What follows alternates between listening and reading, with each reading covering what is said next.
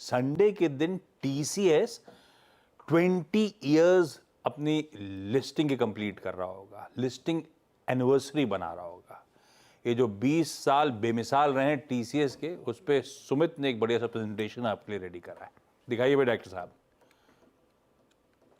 तो देश की दूसरी सबसे बड़ी कंपनी टीसीएस की लिस्टिंग के 20 साल पूरे हो गए। दरअसल ये कंपनी का जो स्टॉक था वो 25 अगस्त सन 2004 को लिस्ट हुआ था और वहां से लेके अब तक यानी कि 25 अगस्त 2024 तक आते आते करीब 20 साल इसकी लिस्टिंग के पूरे हो चुके हैं। और इसने ना केवल देश में एक अच्छी ग्रोथ दिखाई है आईटी स्पेस को लेकर, बल्कि इसने निवेशकों को भी काफ़ी हद तक रिवॉर्ड करते हुए दिखाई पड़े हैं।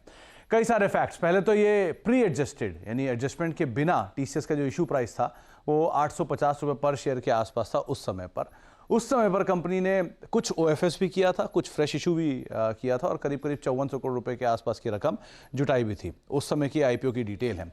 कुछ और आईपीओ की डिटेल की बात की जाए तो उस समय पर क्यूआईबी हिस्सा 7 गुना सब्सक्राइब हुआ था, एनआईए का हिस्सा करीब 19 गुना सब्सक्राइब हुआ था, कर्मचारी का हिस्सा रफली 3/4 गुना सब्सक्राइब हुआ था और रिटेल का हिस्सा करीब 3 गुना सब्सक्राइब होता हुआ दिखाई पड़ा था। तो एक बढ़िया सब्सक्रिप्शन के नंबर उस समय पर आए थे। हालांकि कर्मचारियों का नंबर उतना स्ट्रांग नहीं आता हुआ दिखाई पड़ा।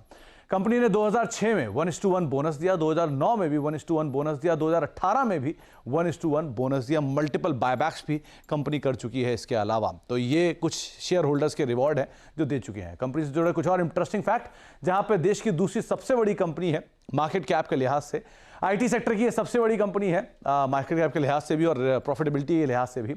टाटा ग्रुप की कुल मार्केट कैप का 47% हिस्सा टीसीएस का है। इंटरेस्टिंग फैक्ट यह है कि 2011 से लेकर 2021 तक टाटा ग्रुप की कुल मार्केट कैप का 50% से ज्यादा का हिस्सा अकेला टीसीएस देता था। तो एक डिकेड तक यहां पे इसने लीडरशिप को मेंटेन रखा है। टाटा ग्रुप की मार्केट कैप का ऑलमोस्ट आधा हिस्सा अभी भी टीसीएस से आता हुआ दिखाई पड़ रहा है।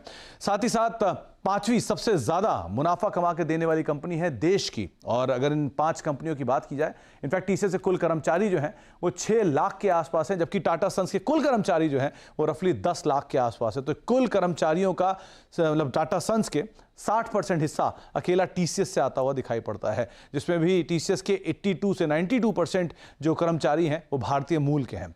ये देश की सबसे ज्यादा मुनाफा कमाने वाली कंपनी है। इसमें रिलायंस इंडस्ट्रीज 78,000 करोड़ रुपए का मुनाफा, एसबीआई 70,000 करोड़ रुपए का मुनाफा, एचडीएफसी बैंक 70,000 करोड़ रुपए का मुनाफा और इसके अलावा जो 2 और कंपनियां हैं उसमें ओएनजीसी करीब 50,000 करोड़ और टीसीएस 47,000 करोड़ रुपए का मुनाफा कमाने वाली देश की 5वीं सबसे बड़ी कंपनी के तौर पर शुमार है। तो एक टाटा ग्रुप का ज्वेल जिसकी लिस्टिंग के 20 साल पूरे हो चुके हैं। ज्वेल और टाटा ग्रुप का कैश काउ, जैसा रखना रखिए।